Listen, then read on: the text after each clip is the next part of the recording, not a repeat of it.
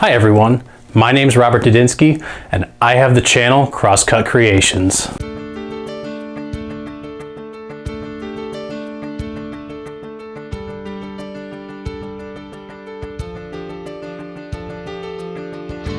I know, depending on who you ask, everybody's definition of what a maker is or an artist is, or a woodworker or a metalworker, all those people have different definitions. If you had to ask me, I guess I would kind of sort of consider myself a maker, but I also know that producer might be a slightly better term because I enjoy turning a lot of pens and bowls and things like that. So while each pen or bowl is different, it is somewhat of a production rather than a making event. So that's kind of how I would define myself.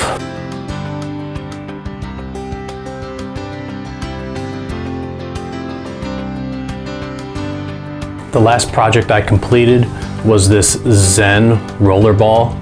I cast the pen blank out of Alumilite with caster's choice and a burl piece.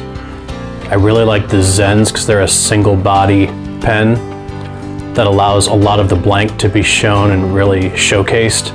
I also like the Zens because their cap is magnetic, so I can take it off and put it on the back end and it just stays into place. I can take it off and it'll snap right back closed. So that is the last thing that I completed.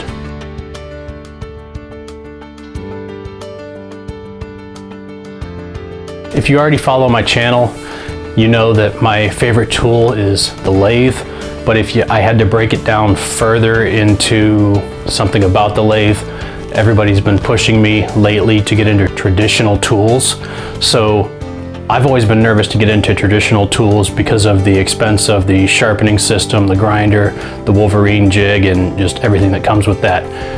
Over the Christmas holiday, I recently was able to purchase said equipment, the grinder and the jig and all that fun stuff. So I went out and I bought a 3/8 inch bowl gouge, and I would have to say that after using that a couple times, it left a super clean cut.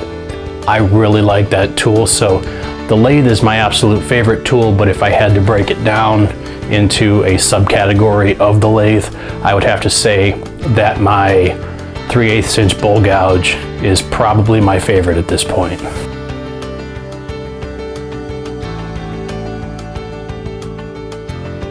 My favorite project that I've made, I would have to say, would have to be one of the bowls that I recently did. It would either be the Bloodwood bowl. I turned a small little bowl that was about 4 inches in diameter, about 2.5 inches deep.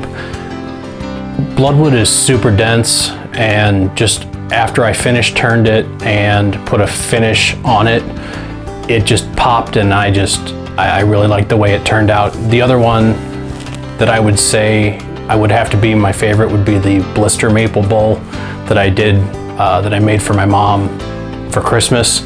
This year it was about 11.5 inches in diameter, 2 or 3 inches in depth. This thing was one of the biggest bowls that I've ever turned, or platters, whatever you want to call it. But again, the way that took a finish and just the finish that I was able to get in a short amount of time, I was really pleased with. So those are my two favorites so far.